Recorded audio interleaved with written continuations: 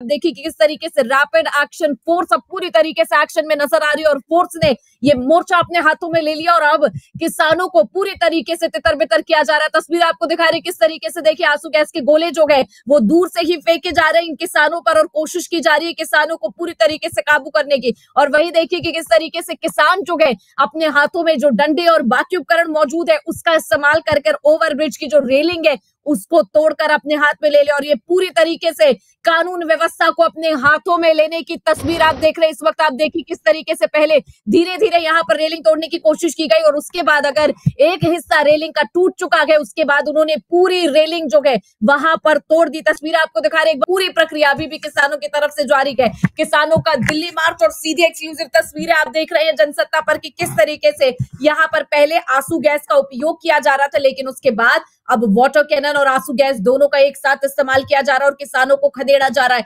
लेकिन किसानों की संख्या इतनी ज्यादा है कि पुलिस यहाँ पर उन्हें कंट्रोल करने में बिल्कुल नाकामयाब नजर आ रही है और साथ ही देखिए तस्वीरें जो है वो काफी ज्यादा खराब होती नजर आ रही है। एक तरफ से आंसू गैस है, दूसरी तरफ से पथराव की भी कहीं कहीं से तस्वीरें जो है वो सामने आ रही है। आपको बता दें कि आंसू गैस के गोले और वाटर कैनन के बाद किसानों की तरफ से पथराव की भी तस्वीरें आ रही है। पूरी तरीके से प्रदर्शन जो है वो दिखाया जा रहा है। तो संघू बॉर्डर पर इस वक्त की तस्वीरें आपको दिखा रही है किस तरीके से यहाँ पर किसान जो है पूरे सिचुएशन को उपद्रव में बदलने की कोशिश कर रहे हैं और पहले ही पुलिस ने कहा था कि अगर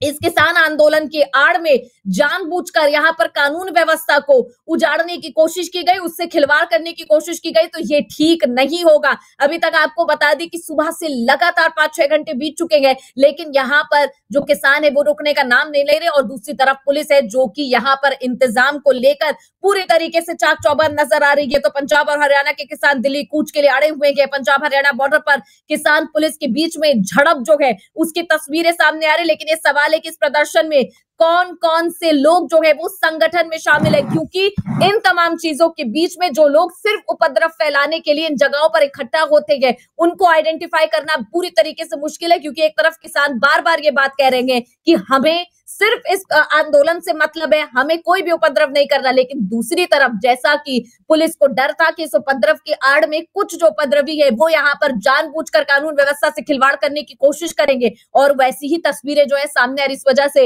इंतजाम जो है वो की गई है। पंजाब हरियाणा दिल्ली की निगरानी है या फिर आपको बता दे सावधानी, इन तमाम चीजों के पीछे किसका हाथ है इन तमाम चीजों को लेकर। अब आप देखिए कि ड्रोन की भी तस्वीर हम आपको लगातार दिखा रहे हैं कि ओवरब्रिज पर ड्रोन जो है वो लगातार इन तमाम लोगों को आइडेंटिफाई करने की कोशिश कर रहा है। और ये उपद्रव आपको पिछली बार भी याद होगा कि किसान आंदोलन किस तरीके से उग्र आंदोलन में बदलता हुआ नजर आया था और दिल्ली के लोग सबसे ज्यादा इस वक्त डरे हुए हैं क्योंकि आपको बता दें दिल्ली के हर कोने में धारा 144 लागू कर दी गई है